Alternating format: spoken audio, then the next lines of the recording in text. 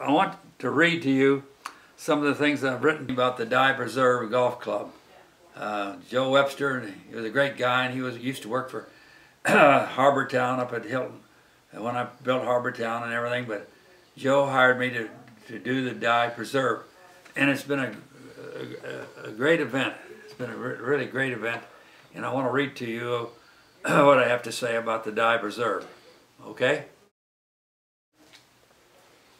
The Dye Preserve is a very special course. I built it just west of Jupiter, Florida. The club is the brainchild of the course managing partner, Joe Webster, a longtime developer and a good friend. When he first bought the property, there was a very basic golf course already there, and it was said to have been originally designed by Gary Player.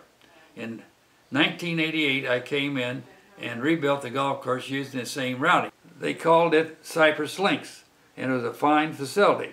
Shortly thereafter, the private club dynamics changed throughout Palm Beach County.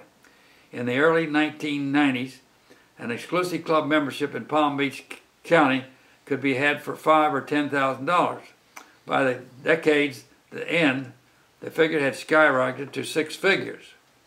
My friend Joe Webster realized that to avoid being trapped in the bottom echelon of membership fees and to be able to compete in the market going more upscale, he needed to start a whole new layout from scratch. So he called me in to once again rebuild, this time really enhance the golf course and to create an unforgettable setting that would help it to stand up dramatically in Palm Beach County golf course saturated environment. Without question, we accomplished this on the third iteration of this golf course.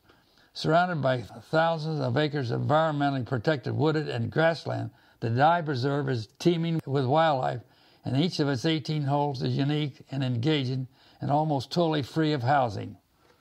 We aimed at making a different kind of golf course, the Dye Preserve, by giving the course a clean, well-defined look.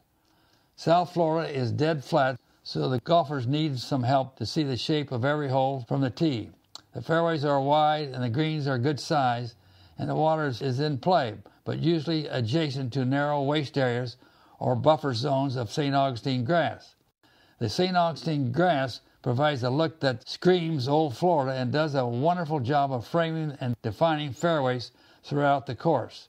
Some say the hardy grass is tricky to hit out of, but I usually just play the ball a bit farther back in my stance to ensure clean contact and a reasonable advancement of the ball. From our home in Gulfstream, Florida, it's a short drive to the Dye Preserve, and I really love going back and visiting now and then. The course has matured beautifully, and the superintendent there really does a phenomenal job keeping the course in immaculate shape day by day. I especially like how over the years he's thinned out and manicured many of the cypress heads around the fairways. I also appreciate the way they removed all the invasive exotic plants around the golf course. Their policy is to plant only native trees and plants there, and I think they have done a heck of a good job recapturing the old Florida look that I love so much. In 2002, when we finished rebuilding the golf course, my friend Joe Webster felt that the brand new course needed a brand new name. When he told my wife and design partner, Alice, and me that he wanted to honor the course by calling it the Dye Preserve, Alice said, "You never sell any membership. Don't you know how many people curse my husband's courses?" Well, she was half kidding, of course, but in my own defense against the charge that many of my courses beat the average golfer half to death, I'd have to say that you'll never hear me call the membership at Dye Preserve average golfers.